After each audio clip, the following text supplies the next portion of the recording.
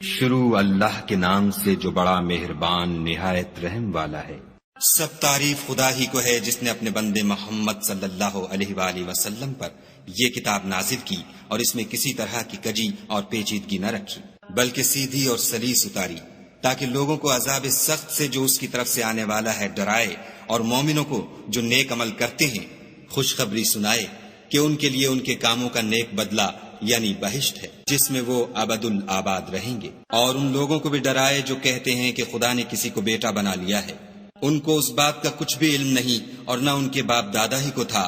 یہ بڑی سخت بات ہے جو ان کے منہ سے نکلتی ہے، اور کچھ شک نہیں کہ یہ جو کچھ کہتے ہیں محض جھوٹ ہے۔ اے پیغمبر صلی اللہ علیہ وآلہ وسلم، اگر یہ اس کلام پر ایمان نہ لائیں تو شاید تم ان کے پیچھے رنج کر کر کے اپنے تئیں ہلاک کر دو گے۔ جو چیز زمین پر ہے ہم نے اس کو زمین کے لیے آرائش بنایا ہے تاکہ لوگوں کی آزمائش کریں کہ ان میں کون اچھے عمل کرنے والا ہے، اور جو چیز زمین پر ہے ہم اس کو نابود کر کے بنجر میدان کر دیں گے۔ کیا تم خیال کرتے ہو کہ غار اور لوح والے ہماری نشانیوں میں سے عجیب تھے؟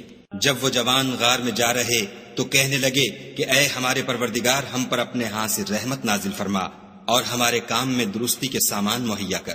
تو ہم نے غار میں کئی سال تک ان کے کانوں پر نیند کا پردہ ڈالے یعنی ان کو سلائے رکھا، پھر ان کو جگہ اٹھایا تاکہ معلوم کریں کہ جتنی مدت وہ غار میں رہے دونوں جماعتوں میں سے اس کی مقدار کس کو خوب یاد ہے۔ ہم ان کے حالات تم سے صحیح صحیح بیان کرتے ہیں۔ وہ کئی جوان تھے جو اپنے پروردگار پر ایمان لائے تھے، اور ہم نے ان کو اور زیادہ ہدایت دی تھی، اور ان کے دلوں کو مربوط یعنی مضبوط کر دیا۔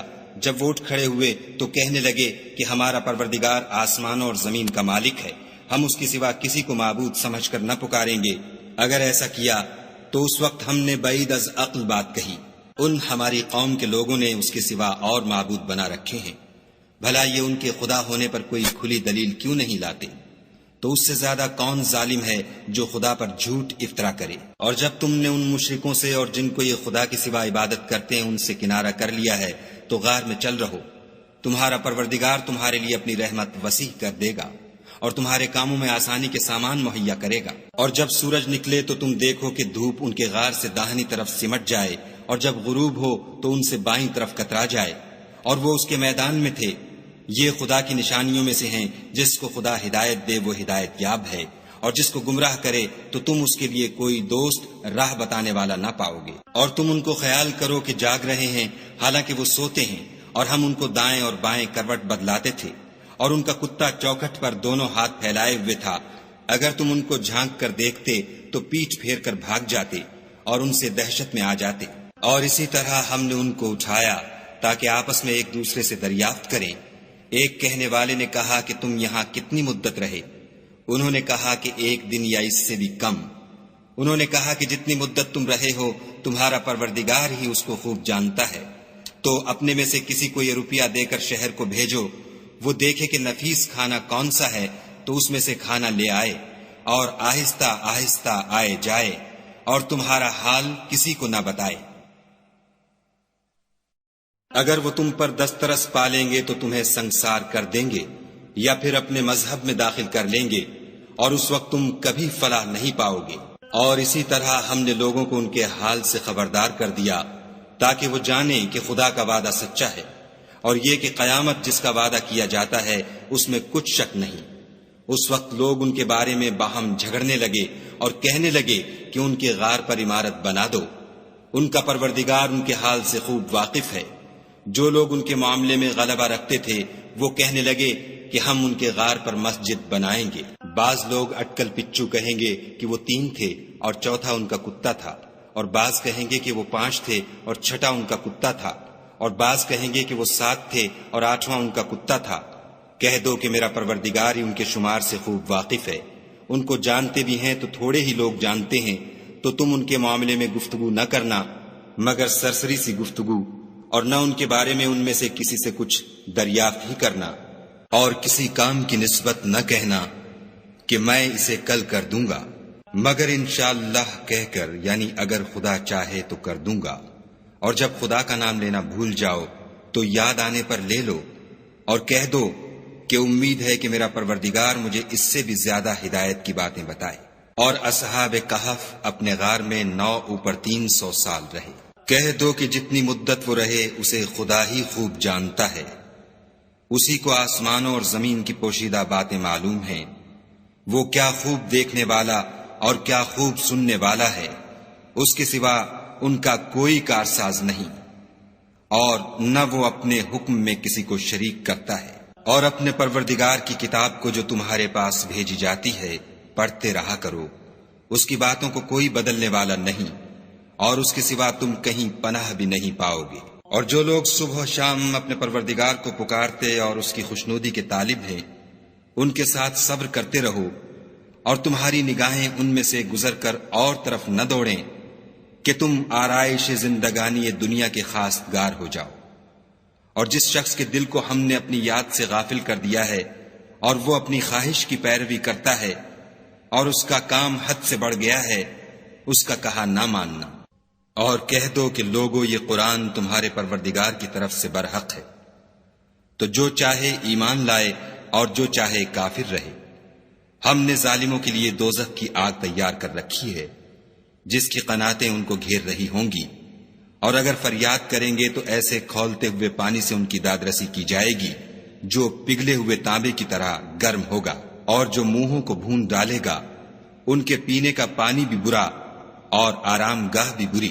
اور جو ایمان لائے اور کام بھی نیک کرتے رہے تو ہم نیک کام کرنے والوں کا اجر ضائع نہیں کرتے۔ ایسے لوگوں کے لیے ہمیشہ رہنے کے باغ ہیں جن میں ان کے محلوں کے نیچے نہریں بہ رہی ہیں، ان کو وہاں سونے کے کنگن پہنائے جائیں گے، اور وہ باریک دیبا اور اطلس کے سبز کپڑے پہنا کریں گے، اور تختوں پر تکیے لگا کر بیٹھا کریں گے۔ کیا خوب بدلہ اور کیا خوب آرام گاہ ہے۔ اور ان سے دو شخصوں کا حال بیان کرو جن میں سے ایک کو ہم نے انگور کے 2 باغ عنایت کیے تھے، اور ان کے گردا گرد کھجوروں کے درخت لگا دیے تھے، اور ان کے درمیان کھیتی پیدا کر دی تھی۔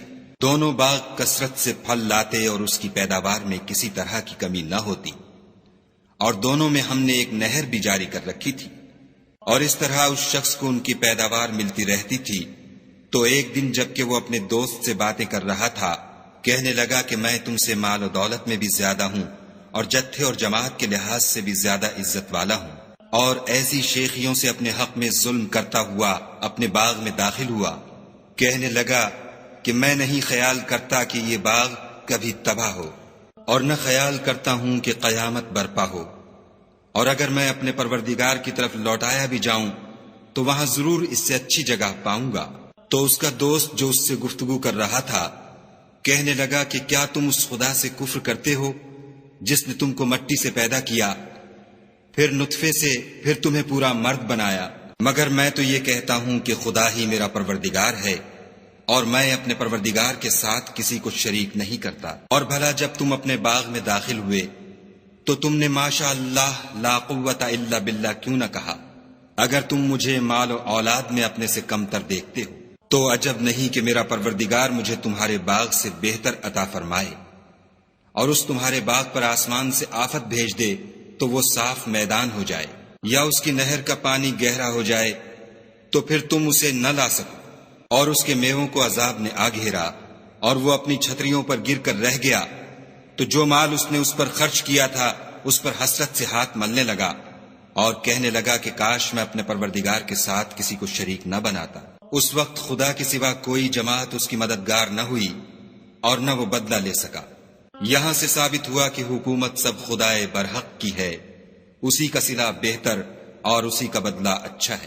اور ان سے دنیا کی زندگی کی مثال بھی بیان کر دو، وہ ایسی ہے جیسے پانی جسے ہم نے آسمان سے برسایا تو اس کے ساتھ زمین کی رویدگی مل گئی، پھر وہ چورا چورا ہو گئی کہ ہوائیں اسے اڑاتی پھرتی ہیں، اور خدا تو ہر چیز پر قدرت رکھتا ہے۔ مال اور بیٹے تو دنیا کی زندگی کی رونق و زینت ہیں، اور نیکیاں جو باقی رہنے والی ہیں وہ ثواب کے لحاظ سے تمہارے پروردگار کے ہاں بہت اچھی اور امید کے لحاظ سے بہت بہتر ہیں۔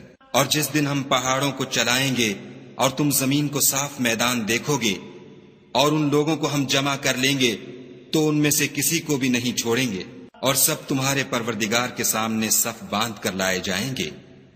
تو ہم ان سے کہیں گے کہ جس طرح ہم نے تم کو پہلی بار پیدا کیا تھا اسی طرح آج تم ہمارے سامنے آئے، لیکن تم نے تو یہ خیال کر رکھا تھا کہ ہم نے تمہارے لیے قیامت کا کوئی وقت مقرر ہی نہیں کیا۔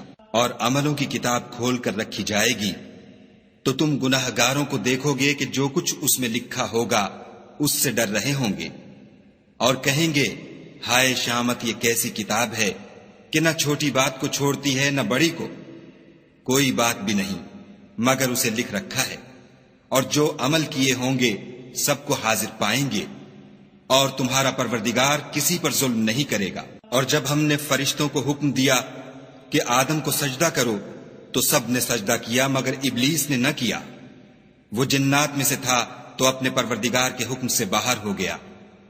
کیا تم اس کو اور اس کی اولاد کو میرے سوا دوست بناتے ہو، حالانکہ وہ تمہارے دشمن ہیں، اور شیطان کی دوستی ظالموں کے لیے خدا کی دوستی کا برا بدل ہے۔ میں نے ان کو نہ تو آسمانوں اور زمین کے پیدا کرنے کے وقت بلایا تھا اور نہ خود ان کے پیدا کرنے کے وقت، اور میں ایسا نہ تھا کہ گمراہ کرنے والوں کو مددگار بناتا۔ اور جس دن خدا فرمائے گا کہ اب میرے شریکوں کو جن کی نسبت تم گمان الوہیت رکھتے تھے بلاؤ، تو وہ ان کو بلائیں گے مگر وہ ان کو کچھ جواب نہ دیں گے، اور ہم ان کے بیچ میں ایک ہلاکت کی جگہ بنا دیں گے۔ اور گناہ گار لوگ دوزخ کو دیکھیں گے تو یقین کر لیں گے کہ وہ اس میں پڑنے والے ہیں، اور اس سے بچنے کا کوئی رستہ نہ پائیں گے۔ اور ہم نے اس قرآن میں لوگوں کے سمجھانے کے لیے طرح طرح کی مثالیں بیان فرمائی ہیں، لیکن انسان سب چیزوں سے بڑھ کر جھگڑالو ہے۔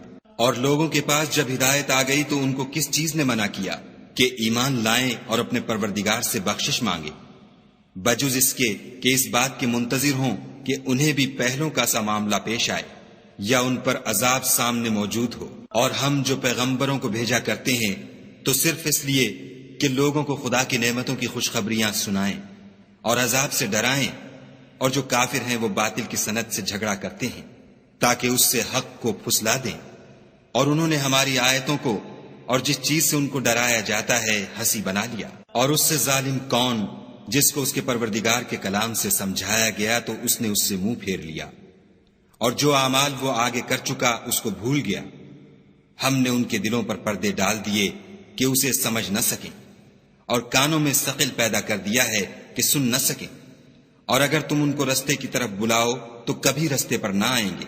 اور تمہارا پروردگار بخشنے والا صاحب رحمت ہے، اگر وہ ان کے کرتوتوں پر ان کو پکڑنے لگے تو ان پر جھٹ عذاب بھیج دے، مگر ان کے لیے ایک وقت مقرر کر رکھا ہے کہ اس کے عذاب سے کوئی پناہ کی جگہ نہ پائیں گے۔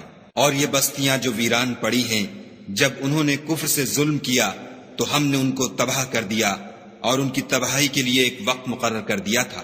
اور جب موسیٰ نے اپنے شاگرد سے کہا کہ جب تک میں دو دریاؤں کے ملنے کی جگہ نہ پہنچ جاؤں ہٹنے کا نہیں، خواہ برسوں چلتا رہوں۔